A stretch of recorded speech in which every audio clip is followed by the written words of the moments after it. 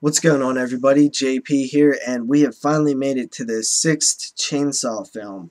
We have the Texas Chainsaw Massacre, The Beginning, from the year 2006. It has a tagline of Witness the Birth of Evil.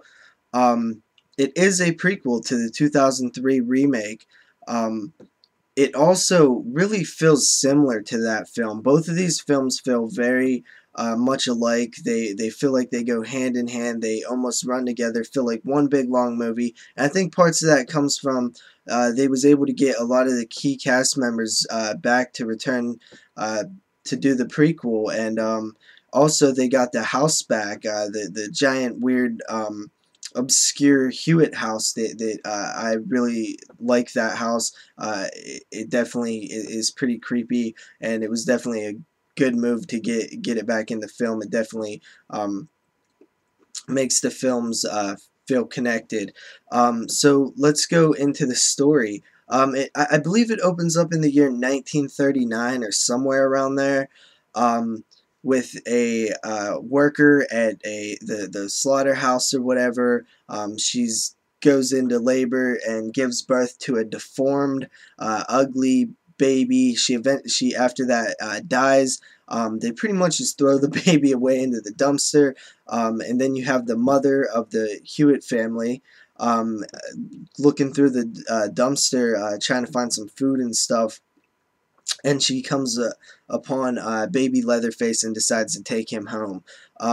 So flash forward a couple, years later or not a couple, but a lot of years later to 1969.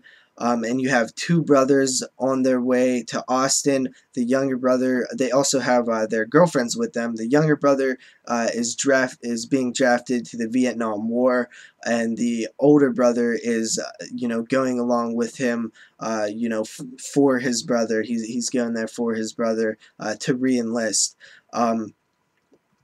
And also you have Sheriff Hoyt, or Charlie, but we know him as Sheriff Hoyt. He played, R. Lee Ermey, from the remake. He pretty much decides to kill a sheriff, and take his uh, persona. He steals his identity basically, because the town is really going under. Everybody's losing jobs. There's no jobs. There's no money. Everybody's really suffering.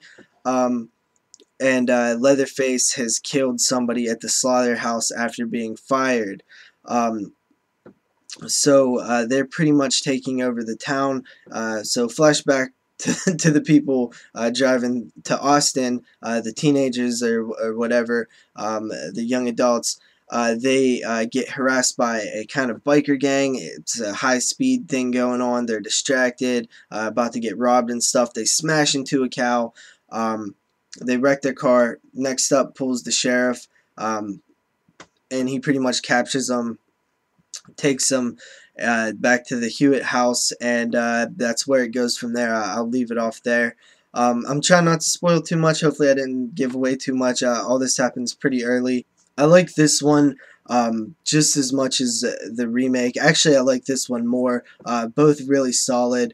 I think this one just has I think the story is just told a little bit better. It has a little bit better of a story. I like the idea of the two brothers going to the Vietnam War. One doesn't want to go. I think it works really well. It fits with what's going on in the film. It's a nice little subplot, and it carries over to how the sheriff reacts and stuff. I just thought it worked out really well. Also, they pushed the cannibalism thing a little bit more in this one, and they actually kind of give a reason behind it. As I said, the town is struggling. It's going downhill. No jobs, no food. People are going to be starting to starve. People are moving away. So it gave the Hewitt family kind of a reason to start doing what they were doing with taking over the town, starting to kill people and eat them. Their whole family has lived there for generations or whatever. They're a proud family. They don't want to move. I almost wish though they would have showed the struggles a little bit, maybe hinted at it a little bit more, because you never really see how bad they're struggling. They kind of mention that they've maybe starved in the past and they're not gonna starve again. But then again, it doesn't really matter. They're fucking crazy. They're gonna kill people anyway. um, yeah. So I think it would have been nice if they maybe showed how much they were struggling, but it doesn't really matter. Also, gore, some good gore in this one. Lots of blood, nasty guts and arms cuts and stuff. I like that stuff. I know a lot of other people like the gore and the blood. It definitely has. Wasn't disappointing. It definitely lives up to what I want to see in a chainsaw film. It always could be better, but this one's pretty solid. Um, Also, I seem to like the characters more in this one. You got Sheriff Hoyt still in this one, who is just as sick as ever. He's a really messed up dude who enjoys seeing people suffer, and he even is so sort of messed up to where he's actually even hurts his causes his own family member pain, just almost for his enjoyment, for no real unnecessary pain, basically, which I like that about him. I like that he's just crazy, and he's a sick dude. I think he fits perfect with the best chainsaw family members throughout the series. Also, as a prequel, this film does really good. You got Leatherface. His mask is leather at one point. He always didn't wear people's faces, I guess. A lot of films can't really pull off the prequel thing. At least to me, I never really see them super great. But this one, nails the prequel part. It explains things that never needed explaining in the original, like how the sheriff's teeth were gone, and how Uncle Monty's legs were missing. Stuff that wasn't necessary to be explained, but it's nice. It's fun and nice to see. How that stuff happened. It's pretty cool.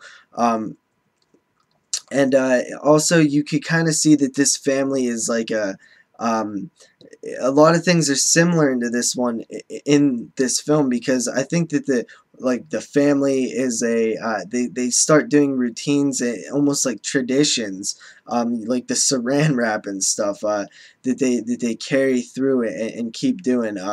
And I will say one of the main things that I don't like about the film, I really don't like the ending. I don't mind what they did at the end. I just don't like how they did it at the end. So I will say that. Anyway, I'm going to wrap this review up. I think I said everything I wanted to. Pretty solid film. I would give this one a 4 out of 5 too. Stay tuned for Texas Chainsaw 3D. I've already seen it. I did my review on it. It'll be up after this. Stay tuned to see what I actually have to say about it. So see you guys then.